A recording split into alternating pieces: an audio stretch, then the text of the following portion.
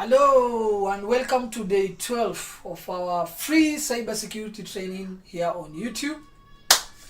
So we are still continuing with our network fundamentals.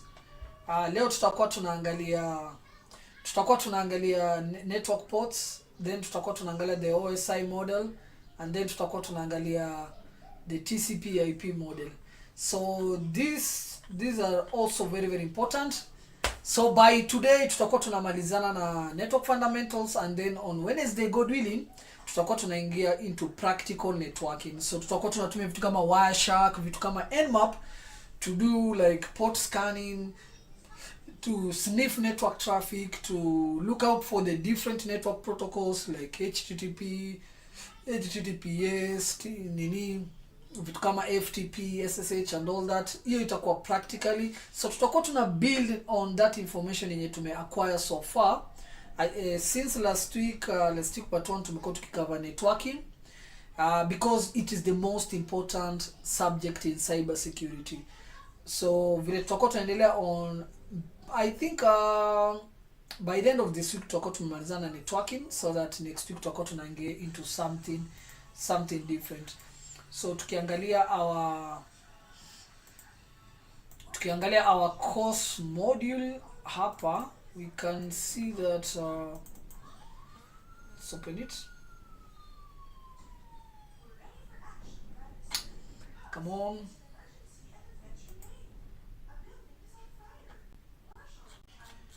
Okay, so tukimaliza na networking fundamentals, we are going to look at practical networking, that is from Wednesday till Friday. So tutakuwa tunaangalia, so leo tutakuwa tunamaliza na network ports. Tutakuwa tunaangalia how to use Wireshark to capture traffic, how to identify the different types of traffic like HTTP for example.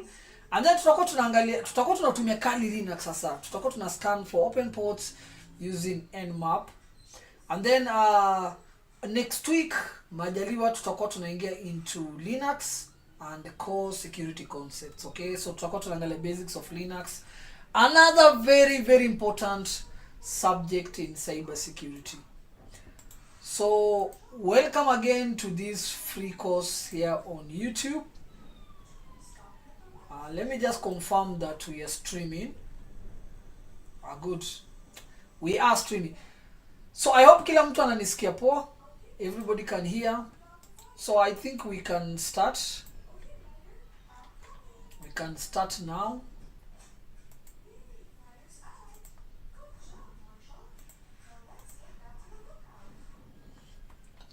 So let's look at network fundamentals.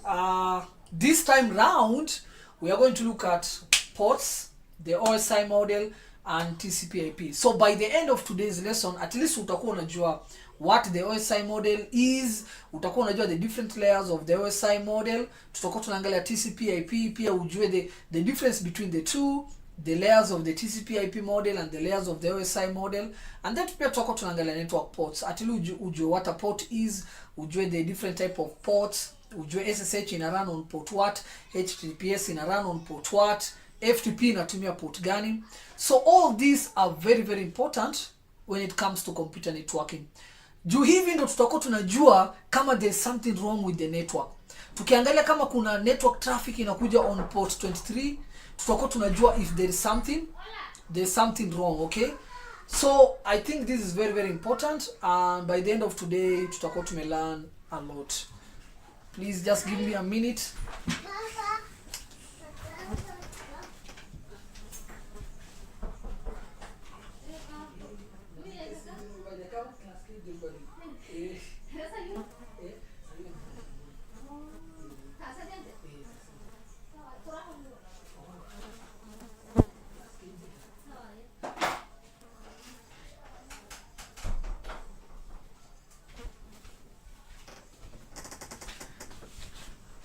Alright, sorry for that. Let's continue. So we are going to look at what we're going to cover today. We're going to look at network ports, what they are, what they matter, and common ports that we use on a daily basis. Okay, and then we're going to look at the OSI model. We look at the 7 layers of the OSI model, and then we're going to finish up by looking at TCP/IP.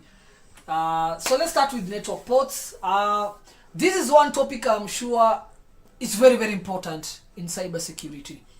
Not just for anything else, but to understand how devices ama computers communicate over a network. So vile computer A itakuwa ina communicate na computer B, itakuwa inatumia IP addresses, tutakuwa tunatumia port numbers and all that, right?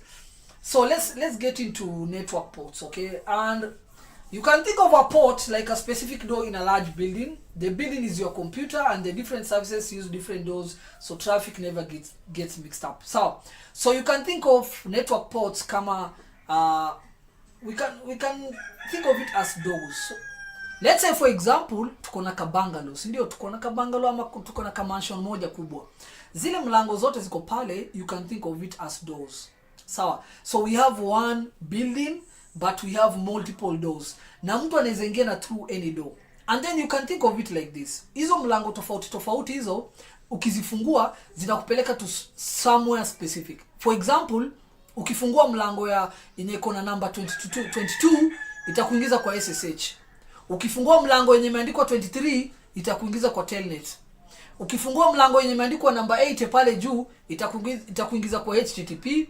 Ukifungua ile yenye imeandikwa 443 itakupeleka kwa HTTPS. You can think of it like this. So we have that one big house, that is the computer, and then the multiple doors, hizo many places watu wanaweza ingia, you can think of it like ports sasa.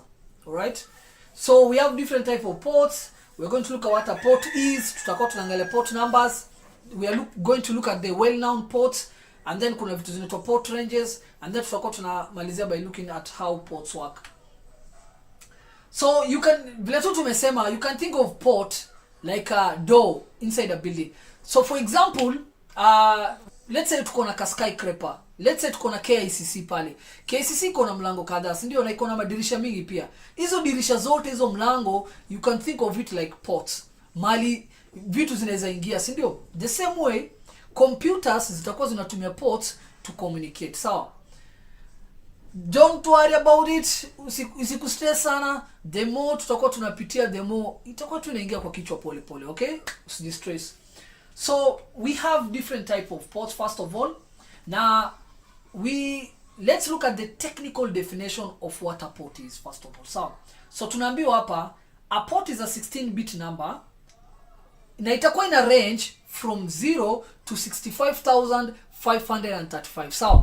So kila computer, including ile computer yako yenye unatumia sasa hivi, inaweza kuwa na ports from 0 to 65,535 ports. Just imagine. That is a lot of ports. We're going to look at that.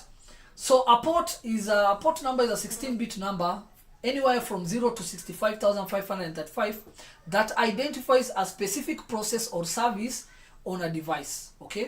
Hivi ndio tutakuwa tunajua kwamba this is port 22, hapa kuna SSH, port 23 tunajua tuko na telnet, port 80 tunajua tuko na HTTP, port 443 tunajua tuko na HTTPS, port 3306 tunajua tuko na MySQL database and all that.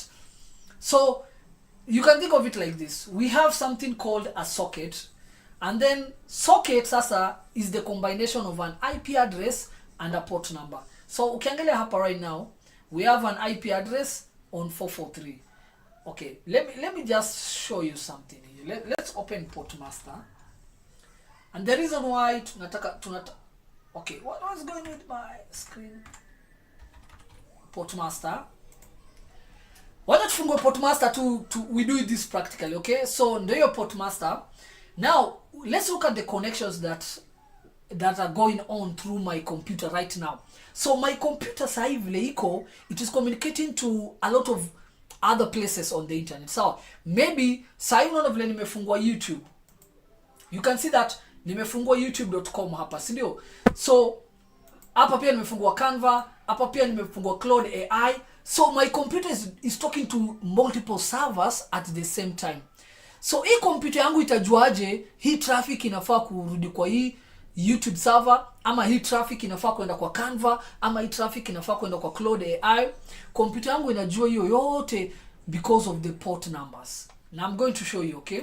So we have Portmaster hapa. Portmaster tulisema is a firewall, si ndio?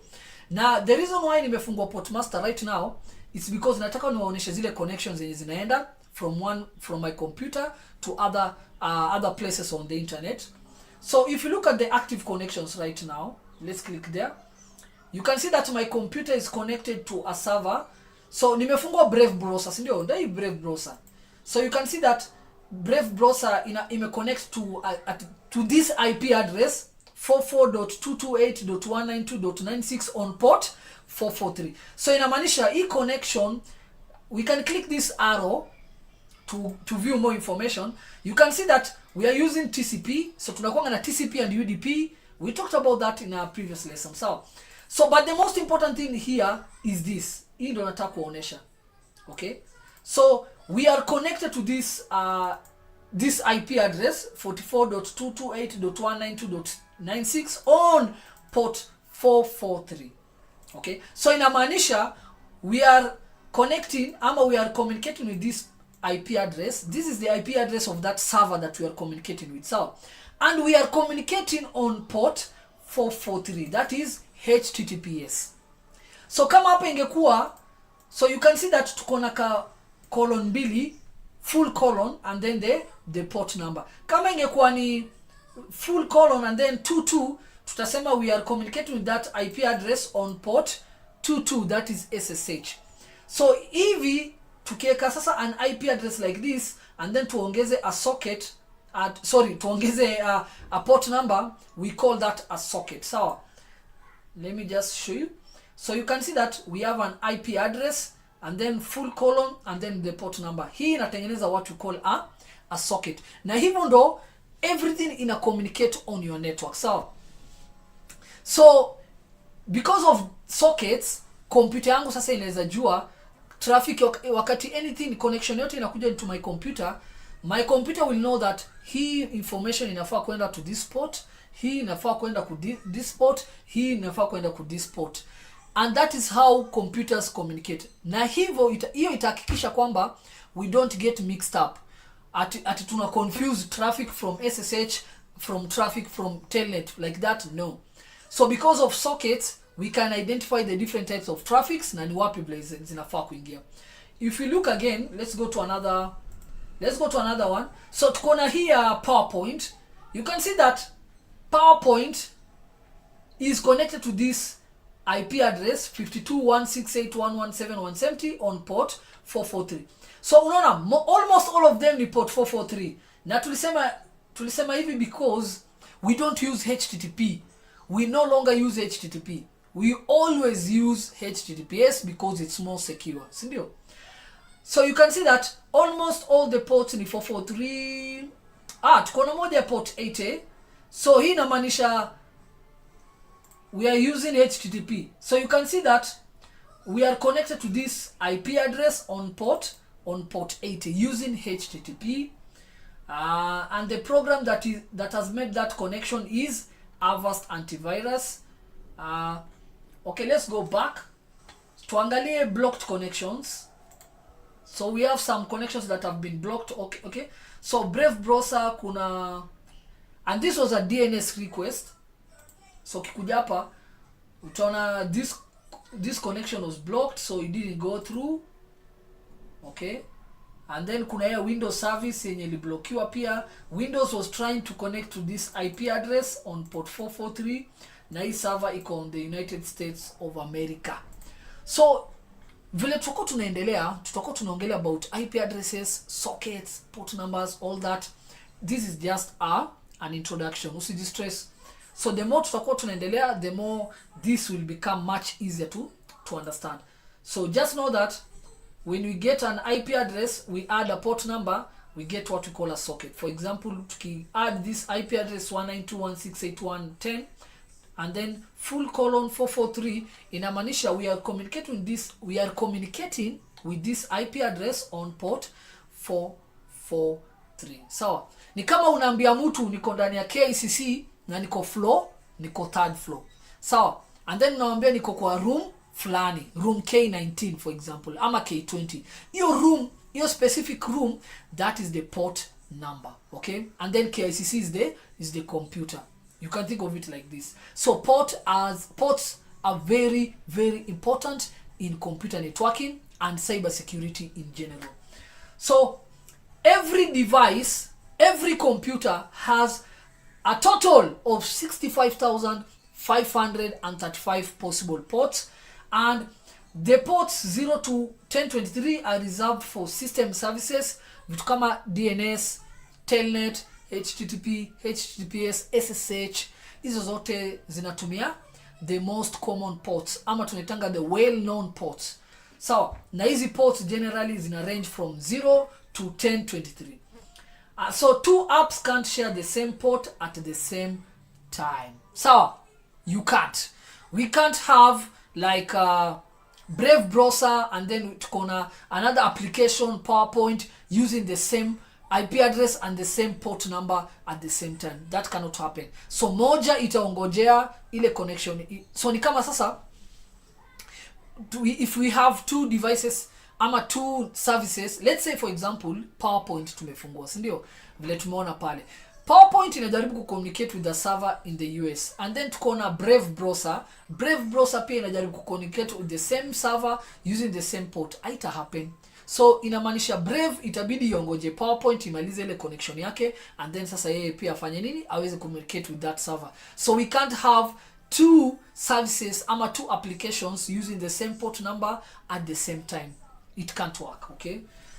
So we also have ports that direct incoming data to the right applications. So ports ndo zitakuwa zinajua. So for example information fulani ikikuja, hiyo information inapelekwa exactly to PowerPoint, ama information fulani ikikuja through port 443 inapelekwa exactly to Brave browser, ama information fulani ikikuja through port 22 SSH inapelekwa to another application. So unaona kuna ile organization, unaona vitu vile ziko organized because of port numbers. Kila kitu inakuwa organized on your computer, na ile network connections hazitakuwa confused ama hazitakuwa jammed ama ati izichanganyikiwe like hii inafaa kwenda huku. No, hiyo vitu hizi happen thanks to ports. Alright, so this is just a few example hapa. So for example, wakati computer yako ina communicate using port 80, that most probably ni web na itakuwa ni HTTP. Kama inatumia port 443, tuko 100% sure tunatumia HTTPS pale. Kama tunatumia port SSH, port 22, inamaanisha kwamba we are trying to log in to a remote server. Port 25 ni wakati tunatuma email. Port 53 ni wakati tunatumia DNS. We talked about DNS. Port 3306 ni wakati tunatumia database, DB in full inamaanisha database, sawa? And the specific type of database hapa is MySQL. Don't worry about that. We'll talk about that more in a later video, sawa? So just know that a port is a logical entry for information. We have 65,535 possible ports on a computer. Hiyo nataka ushike leo, but don't cram.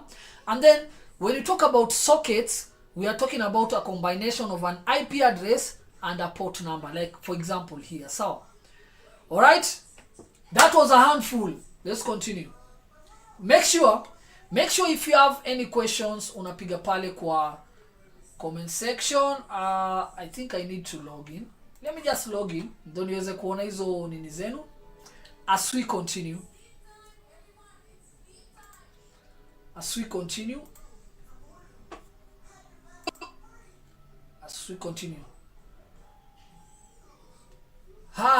All right. So hakuna questions. So let's continue.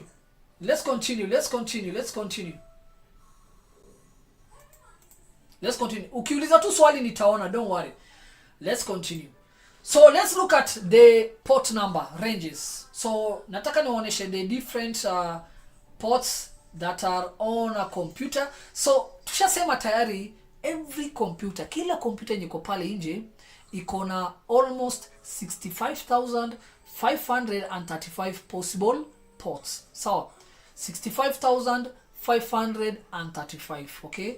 jua tu hiyo sahi. Alright, so hizi 65,535 ports zimegeuzwa into 3. Sawa, first of all we have the most well known ports. Hizi zinakuanga system reserved, ni kama sasa the VIPs.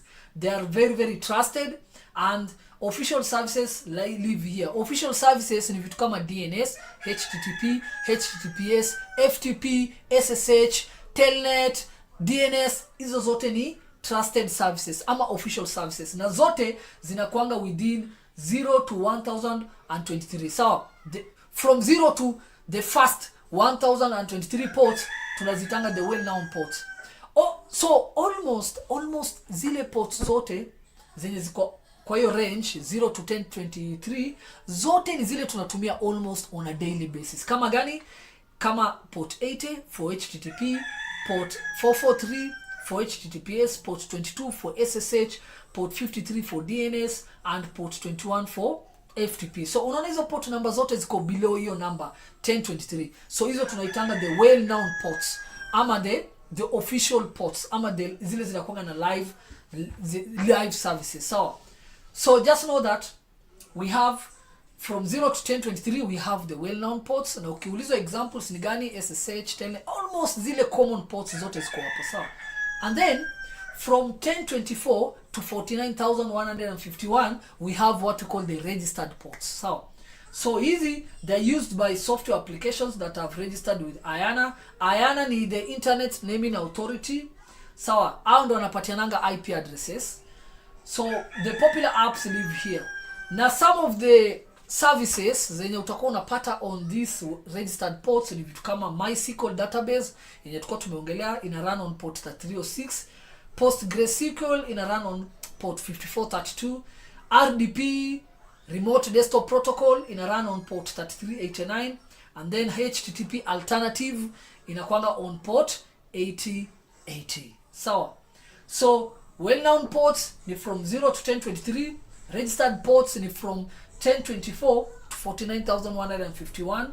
And then we have the dynamic ports ama private ports. Na hizi zina range from 49,152 to 65,535.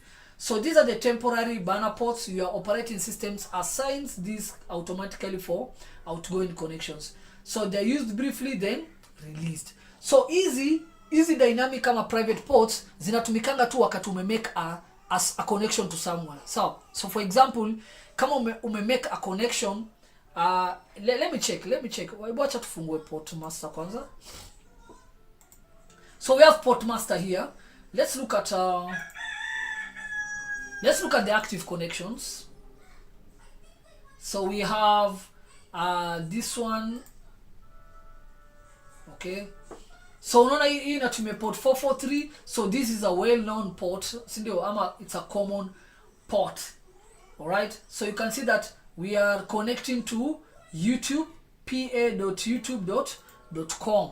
Now that is very true because you can see that I'm using Brave browser hapa and I'm connected to youtube.com on port 443. That is HTTPS, and that is the reason why unaona this padlock hapa, sindio? This padlock inatuonyesha the connection is secure because we are using HTTPS, and HTTPS is very very secure. All right, let's continue. So nataka tuone kama tunaweza ona any hakuna ile ina, so zote ni kama zinatumia either 443. Acha tukuje huku. Acha tuone. Okay, OBS is not connected to any.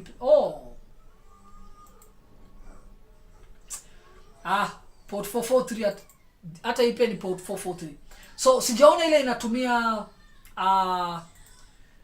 private port, ningetaka kuwaonesha. Alright, so just know that nataka tu ujue we have 65,535 possible port numbers on a computer, every computer. Na hii 65,535 ports zimegawanywa ama they're divided into 3.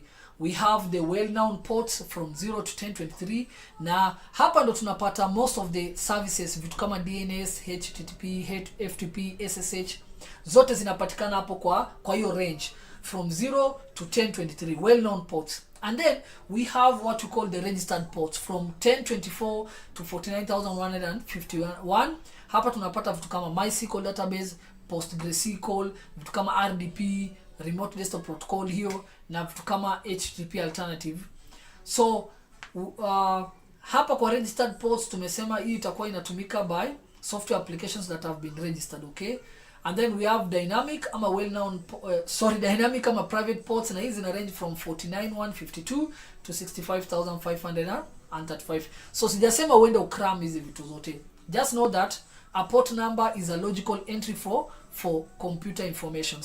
So information itakuwa inaingia into a computer through the port. The same way utakuwa unaingia into a building through the door.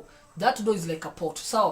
Na tumesema hizi ports zimegawanywa into 3. We have the well-known ports, we have the registered ports, and then we have the dynamic ama private ports. All right, let's continue.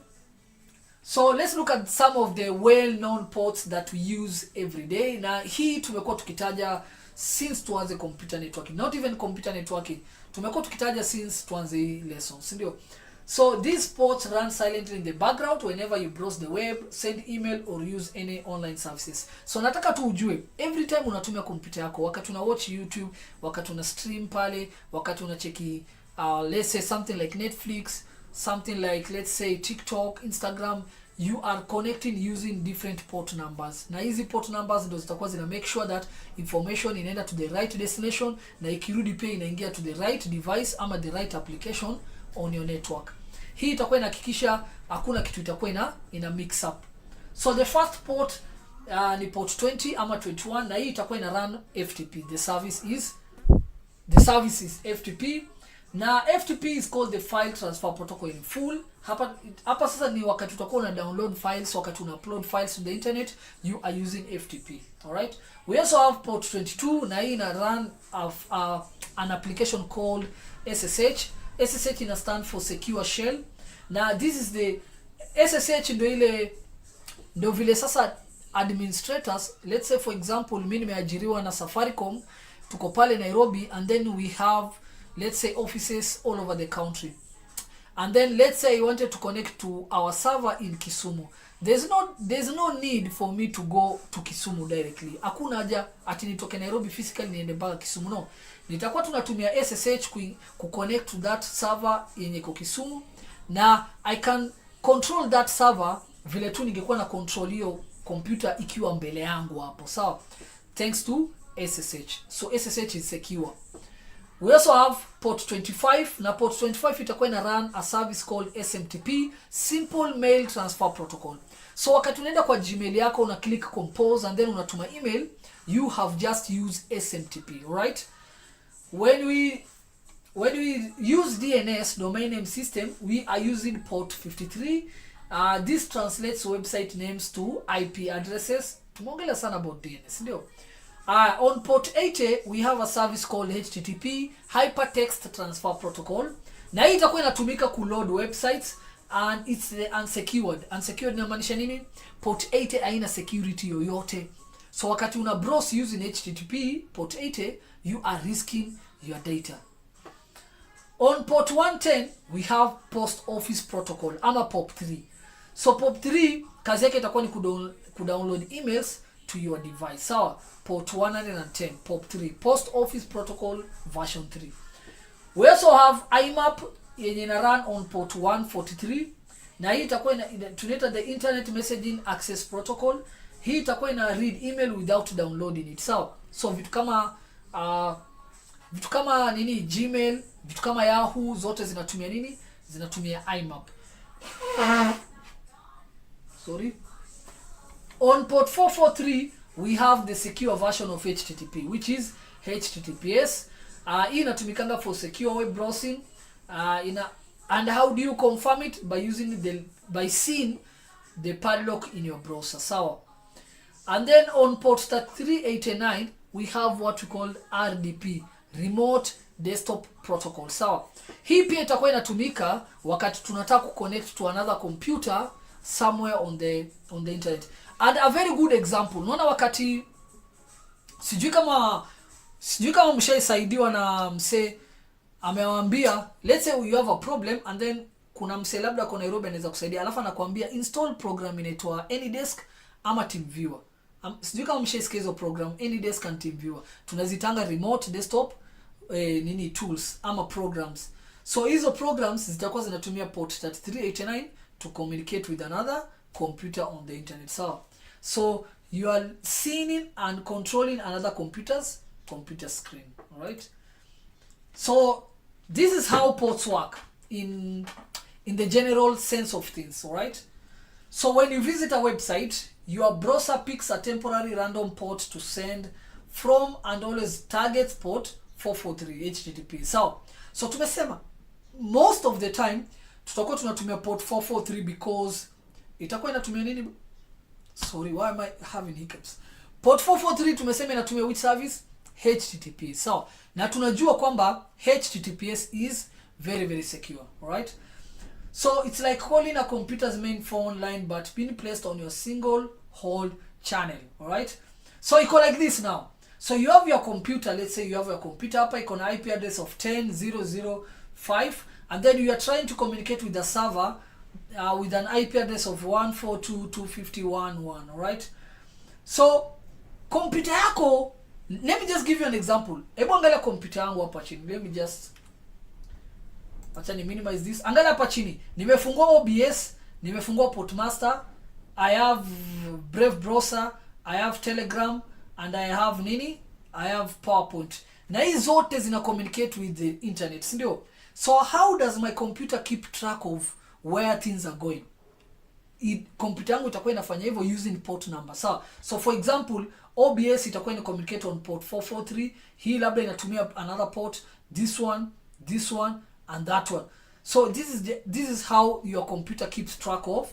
So ukikuja kwa Portmaster, look at the active connection. So so our computer is keeping track of all these connections. You can see that we have how many connections? We have 48 active connections right now as we are speaking. My computer is talking to like 48 different places at the same time. So itakuwa inajuaje like information inafaa kuingia hapa, hii inafaa kwenda huko. Hii yote ni possible thanks to port numbers, all right? Na tukiklik hapa tunajua kwamba hii iko on this IP address on that port, hii iko on this IP address on that port. So we have different IP addresses, all right? As you can see. So port numbers are very very very important. Let's continue. So every port itakuwa na different some service going on. So for example, wakati labda computer yako umeconnect to the internet and then you have a server there. So port 42531 tulisema that is a hello, tulisema hii port 52341 ina fall under well known ports, private ama ile nyingine. Okay, that's a question for another day. So utaona like on port 52341 we are talking to Google. On port 52342 we are talking to Netflix. On port 52343 we are talking to GitHub. Na hivyo ndo computer yako itakuwa ina keep track of all the connections. So wakati una communicate on this port, ikienda kwa ile port 443 on the server, hiyo server pia itakuwa inarudisha hiyo information back to that port on that IP address. So in short, tutakuwa tunaiweka like this. Let me just open a sticky note.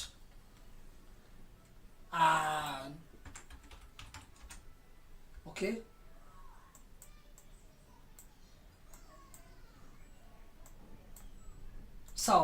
So like right now, let me just put it here.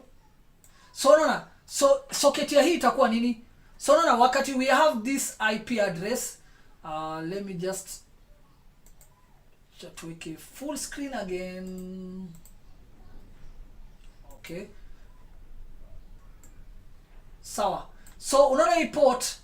So wakati computer yako inataka communicate with Google, itatumia this port 52341. Na ikifika kwa ile server inatumia port 443. So ile server ikireply ina respond kwa hiyo port pia. So this is the socket.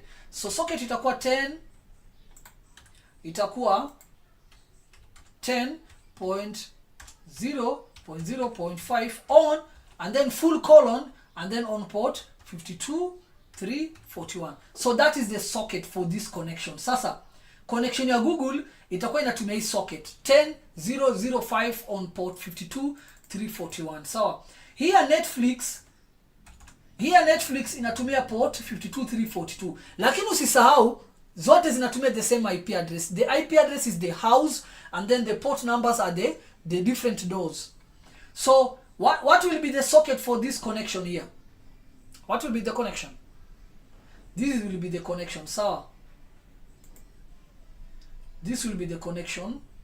So itakuwa ni 10 again 0.0.5 on port 52.3.42. That is the socket for that connection. Na hii computer itakuwa inatumia hizi sockets to maintain that connection na kugawanisha ile traffic yenye itakuwa inaingia into the computer na yenye itakuwa inatoka, ndio isikuwe mixed up.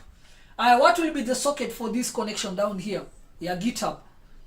So ya GitHub tutakuwa tunatumia the same IP address again 10.0.0.5 on port what's the port 52.3.43. It's down here, right?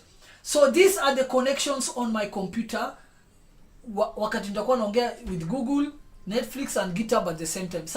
So wakati hii connection tumesema hii ni ya Google, si ndio? So ikienda to the internet, inaenda to this port, itaenda kwa this IP address 142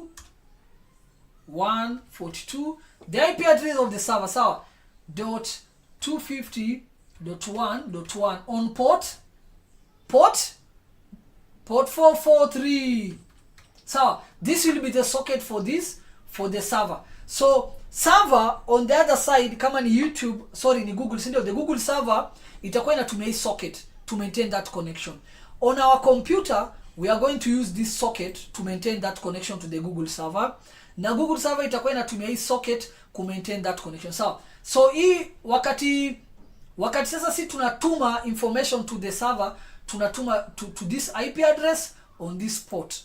Wakati ile server inarudisha information to our computer, itatumia hiyo IP address yetu on this port. Na hivyo ndio tutakuwa tuna maintain hizo communications to make sure kwamba vitu zitakuwa zinachanganyika, ati vitu zinakuwa confused, ati hii no.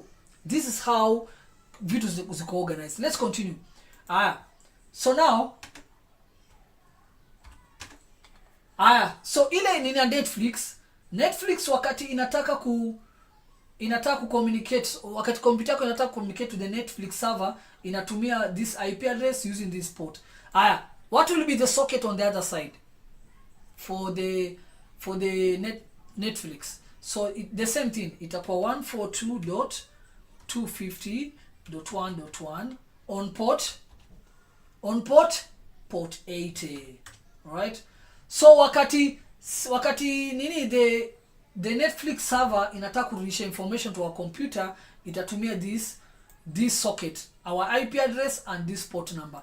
Wakati sisi tunataka kutuma information to the Netflix server, tunatuma to this IP address ya hiyo Netflix server on this port. Okay? Let's do the last thing for GitHub. So wakati ile GitHub server inataka kurudisha information kwetu, itatuma to this IP address yetu on this port. So unaona ports ni different but IP ni the same. What will be the socket for this connection here mwisho? The same thing. For the server itakuwa 142.250.1.1 on port 22. That is SSH. So na these are the connection right now. Hivi ndo kila kitu ina work, okay? Let me know in the comment section if kama naenda mbio niambie niende pole kidogo, ama kuna place labda you understand just nini. So I was just explaining sockets. So socket is a combination of an IP address, okay? A combination of an IP address and a port number, ndo we get a socket now. Na kila kitu kwa computer yako itakuwa inatumia hizi sockets ku maintain hizo communication. So for example, tumesema wakati ile server wakati sisi tunataka ku communicate na ile Google server, tutatuma hiyo information yetu kwa this IP on this port. wakati hiyo YouTube server inarudisha information, itarudisha information kwa this IP address on this port. And that is how we keep track of everything that is moving through the network on our computer. All right,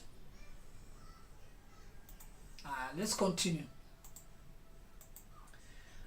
So we have, so ile ports zote zenye tulikuwa tumeongelea, the 65,535 ports zote zinaweza kuwa either TCP ports ama UDP ports. So hizi 65,535 zote we can branch them, ama tunaweza kuwa na two types. Wachana zile ile nini well known ports, the private ports, wachana hizo. We have now two major types of ports. It's either a TCP port or a UDP port. So TCP, Transmission Control Protocol, na UDP, User Datagram Protocol, they are the two most important protocols of the internet. So wachana tana zile zingine DNS ni TCP and UDP are the most important and protocols of the internet. We are going to explain more in a later lesson, but just know that every port belongs to either TCP or UDP. These are the two different ways of sending data through a port. So kila port itakuwa inatumia either TCP ama UDP. So the port number is the door. TCP UDP is the type of delivery service. All right. So let's talk about TCP, Transmission Control Protocol, and then we talk about UDP, User Datagram Protocol. All right. So TCP, tumesema ina stand for Transmission Control Protocol, and it's like sending a registered letter. So the post office confirms every letter arrived and asks you to resend anything that got lost. Slow but guaranteed. So mimi nataka tu ujue this about TCP. TCP is connection oriented. Inamaanisha TCP itakuwa inahakikisha kwamba imemeka connection before ianze kutuma any data. Iko like this. Ni kama sasa nimechukua simu, nataka kupigia beshte yangu, si ndio? And then siko sure kama beshte yangu ako online, si ndio? So what will I do first? Nitampigia and then tamuulize, "Hello, are you available?" And then ule beshte yangu atasema, "Yes bro, niko available. Unasemaje?" And then taambia, "Oh nice, nilikuwa nataka tu confirm." And then beshte yako aseme, "Okay, unasemaje ndugu?" And then ile conversation inaanza. So you can see that confirm first kama ule beshte yetu ako online, si ndio? Atungeweza tu kuongelesha yeye nini kama haja nini. So it's the same thing. So TCP itakuwa ina make sure kwamba the other computer that is going to communicate with iko online first of all. Sawa, atutoka tu tunatuma vitu kama tuja confirm kama ile. Ni kama sasa unafanya delivery to somewhere na uja confirm kama hata wewe mtu uko kwa nyumba ama hata kama anaishingi huko, hujafanya confirmation yote. So TCP itakuwa ina confirm kwanza kama huyo mtu bado anaishi kwa hiyo address, ndio tusipeleke ile 43 inch TV pale tuambie huyo msee alikuwa amehama almost 2 years ago, si ndio? That is what happens. TCP pia itakuwa ina guarantee delivery of data. Sawa. So wakati tunatuma kitu using TCP and then labda hiyo connection ama labda ile data tulituma haikufika yote, TCP itahakikisha kwamba ile data yenye ilikuwa imepotea ama imebaki inatumwa pia. Sawa. So that is TCP. And then kitu kingine unafaa kujua about TCP, inakuanga very slow because kuna hii connection zote zinatengenezwa, ina make sure kwamba there is the reliable delivery. So hii confirmation yote itafanya TCP ikue slow. All right? So TCP itakuwa ina guarantee delivery. All right? So packet 1 sent, packet 1 received, packet 2 sent. So itakuwa inahakikisha kwamba kila kitu yenye inatumwa inakuwa received. We are going to talk about TCP more in a later lesson. So the other protocol is UDP, User Datagram Protocol. So now UDP is a bit different from TCP. So tumesema TCP itakuwa inahakikisha kwamba the other computer iko online, si ndio, before tutume anything. Na itakuwa inahakikisha kwamba kama kuna data yote yenye haijafika huko in one piece ama labda imepotea ama hata haijafika huko, TCP itahakikisha kwamba ile data imetumwa tena. And then kitu kingine, TCP iko slow because hizo vitu zote zinafanyika, delivery inaangalia kwamba kila kitu haiko missing. Hiyo checks, hizo vitu zote zitafanya TCP iko slow. Now UDP is not connection oriented. UDP haitaki kujua. Ni kama sasa nachukua tu box na ile natupa tu kwa ile nyumba ya ule msee, sitaki kujua hata kama ako pale ama yuko pale, si ndio? Ni kama tu tunachukua pesa and then tunamwaga tu kwa barabara hivi. Hatutaka kujua nani anapata nani anakosa, si ndio? That is UDP. Na utashangaa like kama UDP inakaa iko reckless hivi, tutakuwa tunaitumia ya nini? Let me just tell you. Sasa unaona vile una watch YouTube video, you are using UDP. Just imagine. You are using UDP. Okay? So computer yangu ili crash, but I think Wireshark iko hapa. Yeah, let's open Wireshark. Let's open Wireshark.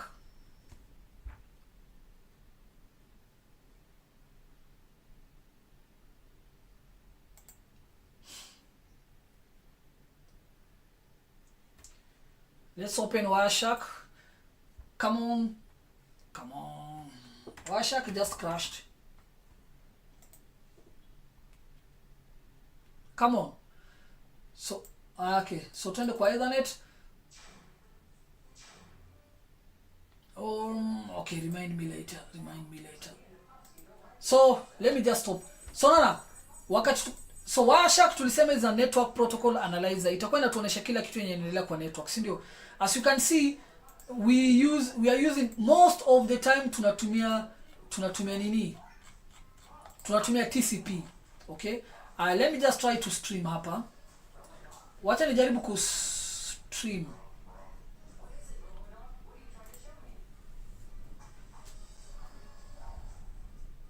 Okay, wacha hiyo. Let's stream hii live here. Let's stream this one. And then wacha tuanze ku capture.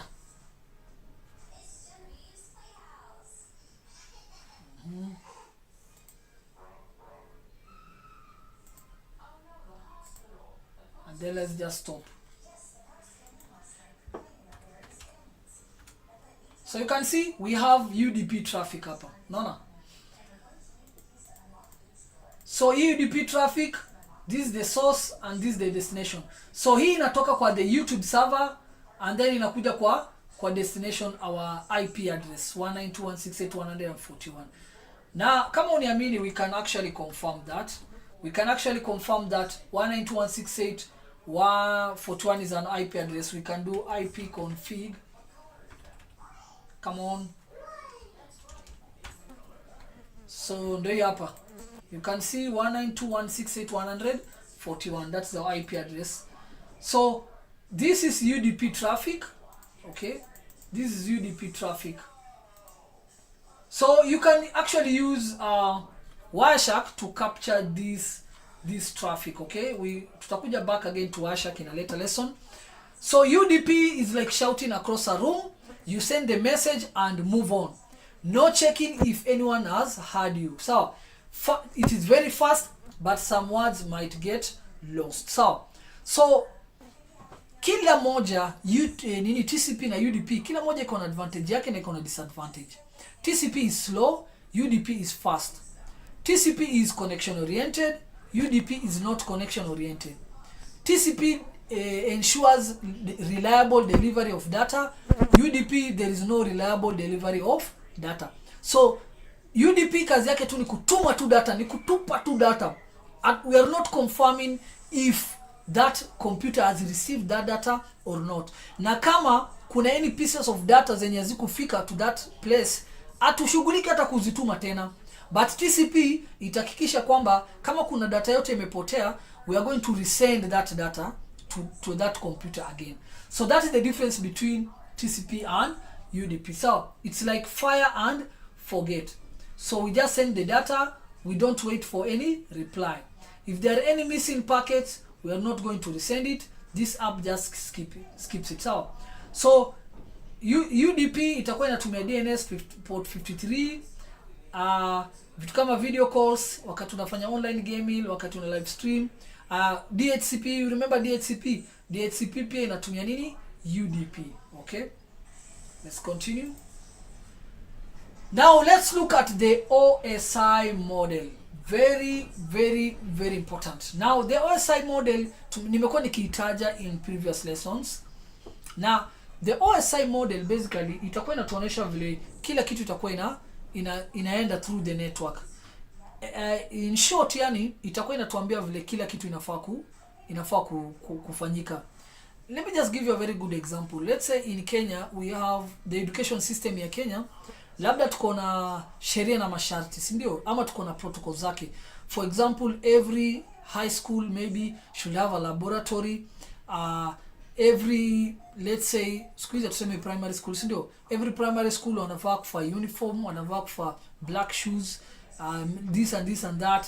So hiyo yote ni protocol yenye itakuwa inaonesha vile the education system inafaa kufunction, si ndio?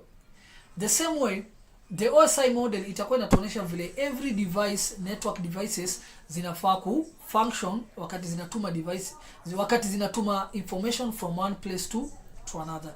So the OSI model has 7 layers and it explains every network conversation. So the OSI model is like a receipt book that every networking device follows. It breaks the complex job of sending data into 7 simple steps. Each layer does one thing and hands it to the next one. So we have application, presentation, session, transport, network, data link and physical. Wacha tuziangalie in detail. So let's look at all the 7 layers at a glance. And sijakwambia uende ukram, alright? But just know that the OSI model lazima utapata questions kuhusu the OSI model. Wakati utakuwa unafanya computer networking, wakati utakuwa unafanya cybersecurity, lazima utapata questions on the OSI model. So kitu nataka tu ujue sahi, the OSI model has how many layers? 7 layers, alright? Now the first layer inaitwanga layer number 7 inaitwanga the application layer. Na hapa sasa ndo tunapata protocols na services kama gani? Vitu kama HTTP, vitu kama FTP, DNS, SMTP. Basically zile protocols zote zenye tunajua SSH zina run pale kwa the application layer. So vitu kama apps zako, vitu kama browser, email client, vitu kama Zoom, vitu kama Brave browser, Firefox, zote zina run on the application layer. So the application layer basically is where you, the user, interact with the network directly. And then ile information ikitoka kwa the application layer inashuka chini to the presentation layer. Na hapa kwa presentation layer, hapa ndo tutakuwa tunafanya translation and encryption of data. So tutakuwa tunatumia vitu kama TLS, transport layer security, SSL, secure sockets layer, vitu kama JPEG, ASCII, vitu kama encryption. Hiyo yote ina happen pale kwa layer 6. So basically nataka tu ujue layer 6 itakuwa ina deal na translation and encryption and formatting. Translation, encryption and formatting. Hiyo ina happen kwa layer 6 peke yake. Information ikitoka hapo inaenda to the next layer, which is layer 5, the session layer. The session layer hapa tunapata vitu kama NetBIOS, vitu kama RPC, SQL sessions. So basically pale kwa session layer hapa ndo tutakuwa tuna keep track of the sockets. Unakumbuka zile socket number zile, IP address and port number. Kila kitu itakuwa maintained pale kwa session layer. Basically the session layer itakuwa ina start na itakuwa ina maintain na itakuwa ina stop hizo conversations between that computer and the other computer there. So basically just know that the session layer is for keeping conversations open between applications. Yeye ndo atakuwa anaanzisha, yeye ndo atakuwa na maintain, na yeye ndo watu wakimaliza yeye ndo ana terminate hiyo session. Next layer we have is the transport layer, na hii ndo itakuwa ina deal na the transport. Hii ndo itakuwa inahakikisha hiyo data imetoka from that device to the other device. So we are going to use TCP and UDP yenye tulikuwa tumetaja. Port numbers pia zina work pale.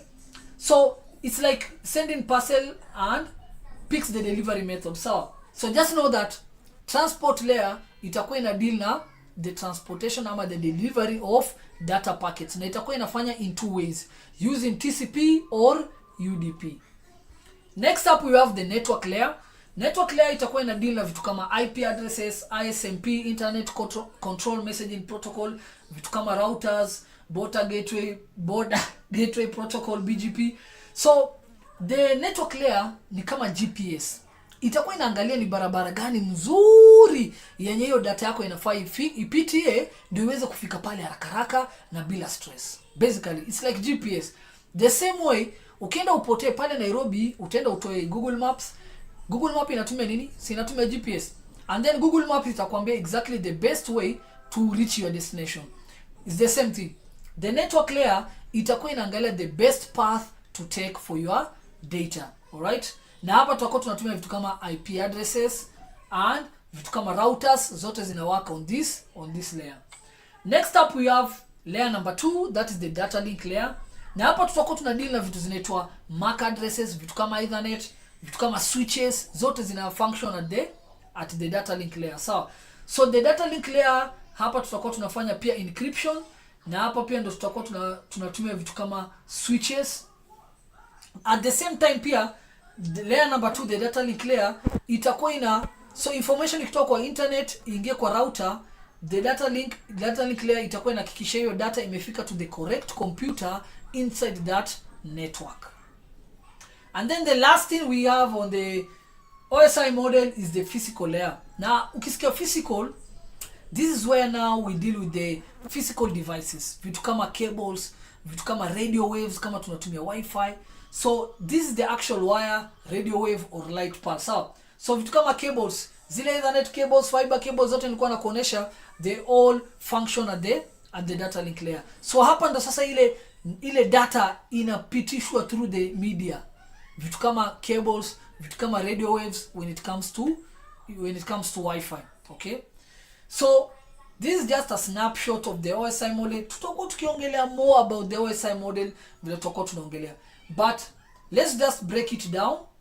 So tumejua kwamba we have the OSI model and it has 7 layers. We have application, presentation, session, transport, network, data link and the physical layer. Na kila moja itakuwa ina deal na something different and then ina pass it to the next layer. So let's look at it at a glance. So layer number 7 is called the application layer. So this is your browser, email app, video calls. When you click send, the application layer creates the message. So this is where you interact directly with the network. So it provides network services directly to end user applications. There's no layer above this one. So it's already the top layer. So vitu kama HTTP, HTTPS, vitu kama FTP, DNS, hizo zote zinawaka the application layer.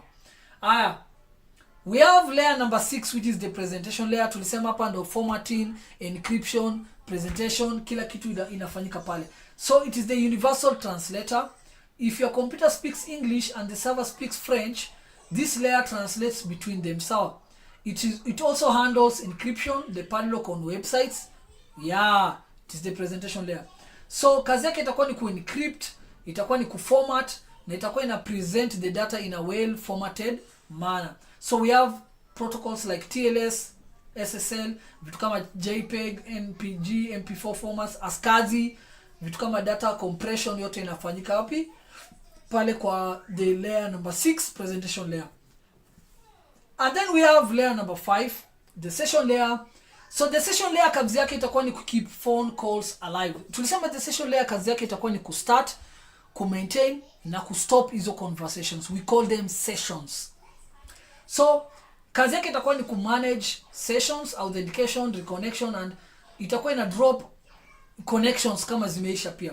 So for example, wakati tutakuwa na login sessions, video call, database, NetBIOS, kila kitu, everything is being maintained by the session layer. Next up we have the transport layer, layer number 4. Na tulisema the transport layer kazi yake itakuwa ni ku-ensure that ile data imekuwa delivered from point A to point B. Na itakuwa inatumia 2 types. Itakuwa inatumia either TCP kama hiyo data inafaa kuwa reliable, inafaa kuwa correct, itakutumia TCP, lakini kama hiyo data inafaa tu kufika tu kwa destination na tutaki kujua, tunatumia nini? UDP. Alright?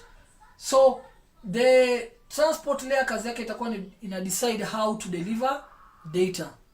So itakuwa inatumia either TCP, reliable, TCP, UDP which is fast, port numbers, segments, zote ziko pale.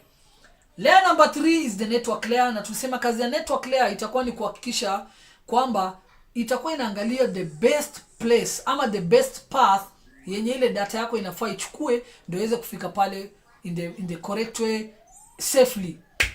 So it's like the GPS navigator. Your data might hop through 15 different routers to reach the destination. This layer figures out the best route. So tutakuwa tunatumia protocols like IP version 4, IP version 6, ISMP. Wakati una ping something, you are actually using the network layer. Vitu kama router zote zitakuwa zina function at the network layer. Next up, we have the layer number 2, data link layer. This is the estate agent who knows every house on the street, gets data from your router to your specific device using physical MAC addresses. So ile information tu vile nimesema hapo mbeleni, ile information ikiingia kwa router yako, after hapo sasa the data link layer itakuwa inahakikisha kwamba hiyo data inafika to the correct computer there. All right?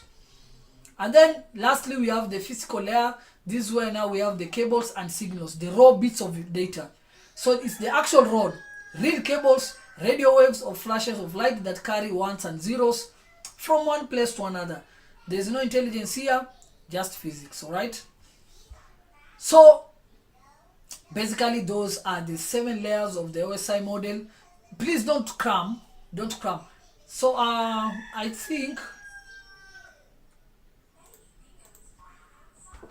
there is a way to remember those nini.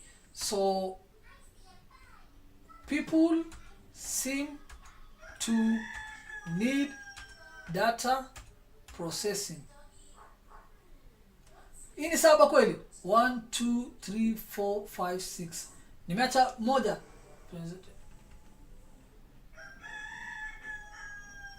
Oh.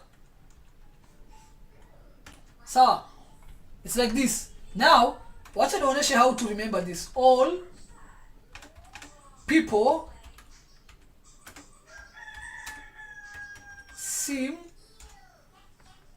So you can use this to remember. Seem to need data processing.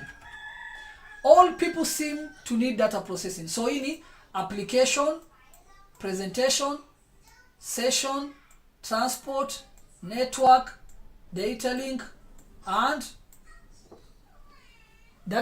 then the physical layer. So all people seem to need data processing. I think this is the best way to remember the OSI model layers, because inakwanga tricky by the way. Sometimes inakwanga tricky to remember the 7 layers. Just use this to remember. All people seem to need data processing. Physical, presentation, session, transport, network, data link, and then the physical layer. Na ukishika tu hii, usijakwambia cram, pitia tu several times, and trust me, it'll stick kwa kichwa, right? It's the I know it's weird. I think it's the best way to remember. This is how I use to remember the network layers. All right? Now let's continue. All people seem to need data processing. So now let's look at,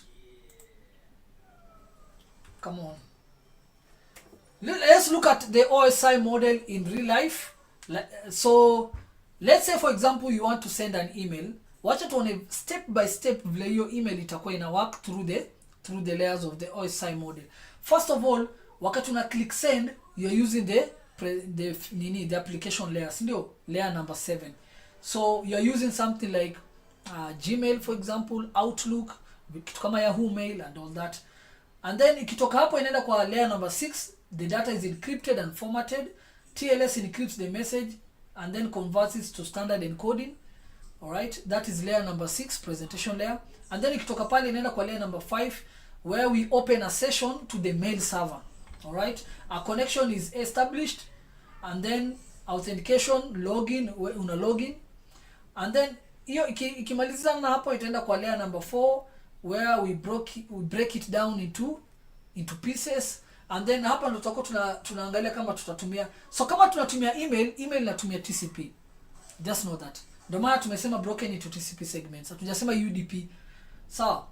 So tuna break that into TCP segments, and then tunaipatia number, and then tunaituma sasa, sawa, using the transport layer number 4. And then layer number 3, this is where the IP address is added, and then routed to server. So your router adds IP address, each hop forwards packet to a destination. So tumesema layer 3, the network layer, itakuwa inaangalia the best path yenye hiyo data inafaa kuchukua ndio iweze kufika pale haraka and in the correct way. So and then hiyo nini kimaliza, tunaenda kwa layer number 2. Sasa imefika pale layer number 2, we add MAC addresses and then it's sent to the router. So Ethernet frame created with your MAC address sent over to a local network. Hii MAC address inaongezwa so that ikifika pale destination tutajua exactly ni computer gani itakuwa inaingia pale. By the way, MAC addresses, let me just open settings hapa really quickly. Twende kwa network and internet, twende kwa Ethernet. This is my physical address, unaona MAC. Alright? Hiyo number ni very very important. So ile information yote inakuja kwa router yangu, ikitaka kujua itaenda kwa computer gani, inaangalia hii MAC address. Ikiona hii MAC address inajua itakuja kwa computer yangu. Ikiona a different MAC address, labda ni ya simu yangu, ama ni ile laptop yangu, ama ni ile computer nyingine kwa ile room nyingine, si ndio? So hizi physical addresses ama MAC addresses zitakuwa zinahakikisha kwamba data inaenda into the correct computer inside the network. Alright? Let's continue. So after tukimalizana hapo sasa, kila kitu imemalizwa, sasa layer number 1, we convert that data into electric signals so that itapitishwa through the wire, the cables now.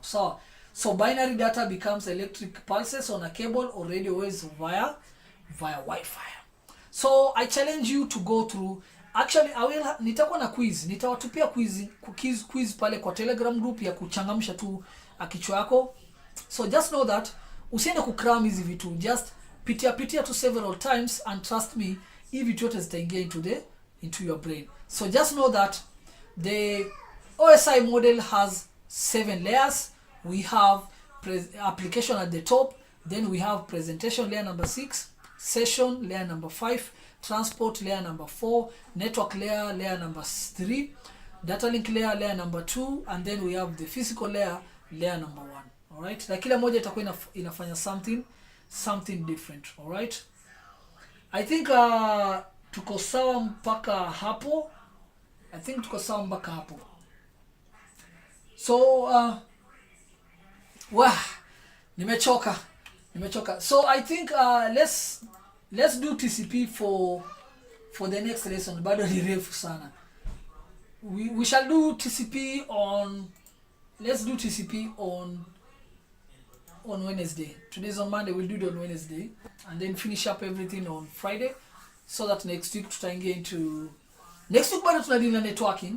Tutakuwa tunadili na networking. So just to wind things up, tumejua what a port is. Tumesema a port is just a logical entry for information. Ports pia kuna different types. Tulisema port, every computer has a possible 65,535 ports. Tumesema with the well-known ports from 0 to 1023. We have registered ports from 1024 to 49151, and then we have dynamic ports, some are private ports from 49152 to 65,535. All right. We have looked at the well-known ports that we use every day, vitu kama FTP, SSH, SMTP, port 3, HTTP, DNS. Na ni mzuri pia ujue kila application ama kila service, for example SSH ina run on which port. So FTP ni port 20 ama 21, SSH ni port 22, SMTP ni port 25 and all that. Ni mzuri pia ujue hizo port numbers na zile services zenye zitakuwa zina run on those port numbers. Pia tumeangalia how ports works, tumeangalia TCP and UDP in a bit, and then tukaangalia the OSI model. So that's it for today. I think tumelearn a lot kidogo leo. So akili ya binadamu haiwezi last sana, hivyo ndo maana nataka tupozi hapo, and then on Wednesday we continue from there. Tumalizie by looking at TCP IP, and then tuangalie pia the three-way handshake, the SYN ACK and acknowledgement and all that. So by the end of this week, I think tutakuwa learn a lot about networking. So remember, kila kitu inahitaji inahitaji practice, continuous practice. So vile tumelearn information hapa, I challenge you also to go and dig up. Angalia vitu anza kurudia. Go through the OSI model again. Jaribu kuremember the layers. Jua kila layer inafanya nini, and then jaribu kujiquiz. Okay, actually there's a very good website. Okay, we can do let's do OSI model quiz. All right, kuna hii question hapa. Wacha tuone, wacha tufanye tu pamoja tuone kama tutanini. Sawa. All right, OSI network quiz. How many OSI layers are there? How many? Tulisema 7, si ndio? All right, scroll to next question. What first nickname or nickname would you like to use? Emotionally provided. No, it's all right. You can call me Goods. Okay. And name a protocol that operates at the transport layer. Tulisema nini? Kwa transport layer tutakuwa tunahakikisha delivery of data, si ndio, from one place to another. Na tutakuwa tunatumia vitu mbili, either TCP or UDP. So, TCP.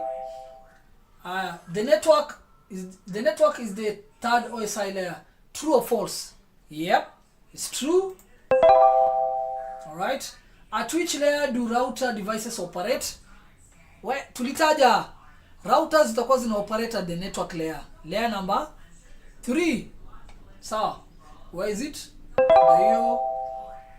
Encapsulation occurs at all of the layers. Okay, hii najua tujapitia, but we'll talk about encapsulation in a different lesson, in a different nini, ndio. All right, so it's the correct answer is false. Encapsulation I occur at every layer of the OSI model. So encapsulation is a fundamental concept in the layered approach of network communication, particularly in the OSI model. So encapsulation primarily occurs in the following layers. So we'll talk about encapsulation in a later lesson. Don't worry about that. All right. Let's continue. What devices operate at the data link layer? Switches. So hubs is in operate at layer number 1, the physical layer. Routers in operate at layer number 3. Hubs in operate at layer number 2. Switches in operate at layer number 3. Repeaters in operate at layer number 2. So the correct answer is switches. Okay. Which layer manages the reliable transfer of data from the host to host? Manages. Ukisikia tu manages, tulisema nini? Kuna layer moja yenye itakuwa inaanzisha connections, ina maintain hiyo connections, na inafanya nini? Ina stop hizo connections wakati zimeisha. So itakuwa ina manage those connections. Na tulisema ni gani? The correct answer is session layer. Whoa. Oh, the correct answer is transport. No. Many are confused already. So the correct answer is transport. Sorry. Transfer. Nimesahau kuona hiyo nini. Sorry. So the correct answer is transfer. Session layer itakuwa ina manage the connections. Presentation itakuwa ina format na ina encrypt na ina present na ina format that data. Network layer itakuwa ina choose the best path for your data. How did I forget? So the correct answer is transport layer. Sorry. All right. Which layer is responsible for ensuring reliable data? Transport. The session layer communicates with which other layers? Session layer, juu ya session layer kuna nini? Kuna presentation, and then chini yake kuna transport, si ndio? So the correct answer is transport and presentation. Right? Number 10, what is the name of the layer that selects the best path for data to be transmitted? Hiyo tushasema, the network layer. Which layers can provide error detection and correction? It's 2. Sawa. Zenye zina provide error detection and correction ni layer number 2, data link layer, na layer number 6, presentation layer. All right? And then let's submit.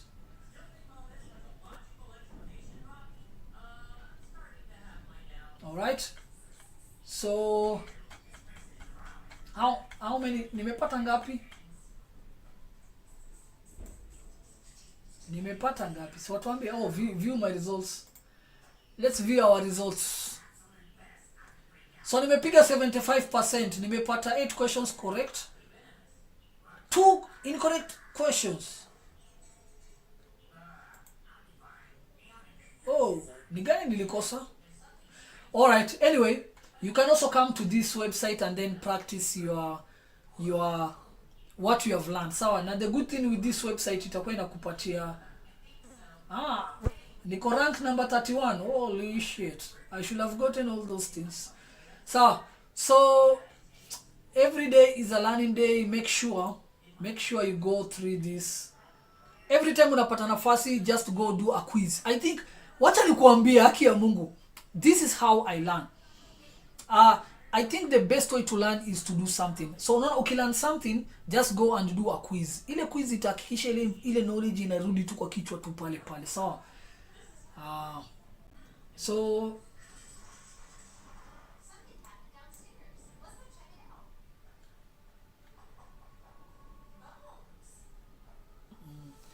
Cyber Safari, please do not throw sausage pizza away. Yeah, ukitaka kutoka from chini kwenda juu, the layers, it's a good other way, by the way. Is every computer Tadicha Galma anauliza, is every computer device has its own IP address and port number? It is how to know exactly. So Tadicha, that is a very good question. Now kuna vitu mbili hapa. Kuna kitu inaitwa public IP na kuna kitu inaitwa private IP. Sawa? Alright? So public IP inakuanga tu ni moja, umepatiwa na ule internet service provider wako. Sawa? And then private IP, hizi ndo zile zinatumika pale kwa ile network yako. I think that is a lesson for another day. Don't worry, alright? I will explain more in a later lesson. Inaweza confuse kidogo, but let me just do this. Let's do this. So let's say for example you have your router here, si ndio? So ili router yako iko na nini? Iko na public IP, sawa? Moja tu peke yake. And then hii router sasa imeconnectiwa tu zile okay, wacha tufanye hivi kwanza. Sawa. So hii ni router, si ndio? R. This is the router, and then we have the switch here. Switch. Okay? And then sasa hii switch ndio ina connect to zile computer zetu, sawa? Okay? So we have computer 1, computer 2,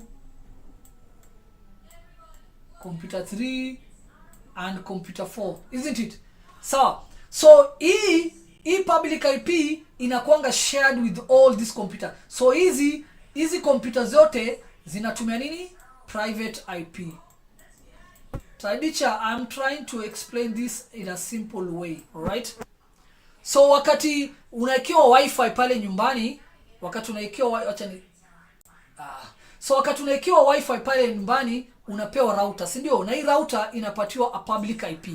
Hii public IP ni moja tu, na kila computer yenye kwa hii network, hizi 4 computers zote zikitaka kuingia kwa internet ama zikitaka ku access internet, lazima zitakuwa zinatumia nini? Hii public IP. So this public IP is shared between these 4 computers.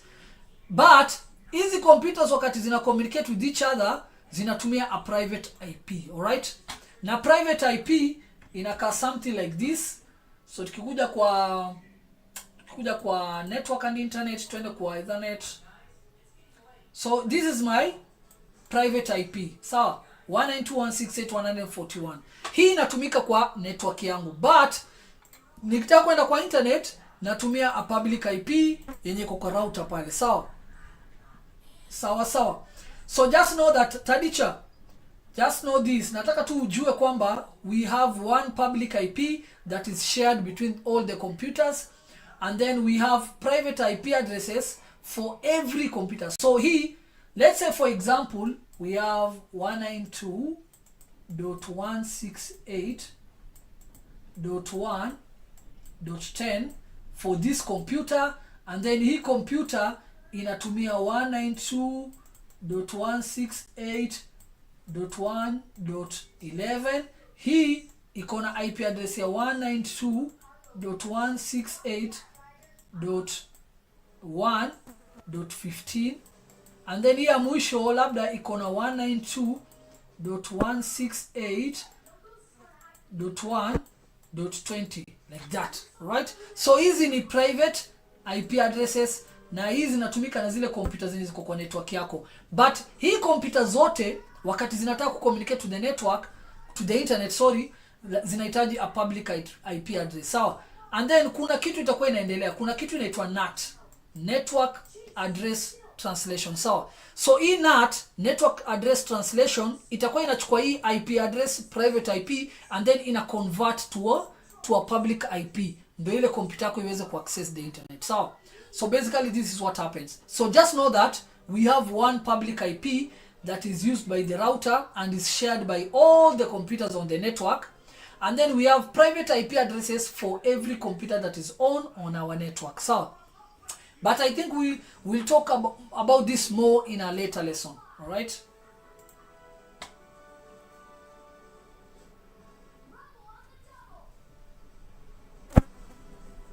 So all right, Anonike anasema explain how different apps can't share the same ports. Ni kama sasa we can't all share the same phone number, si ndio?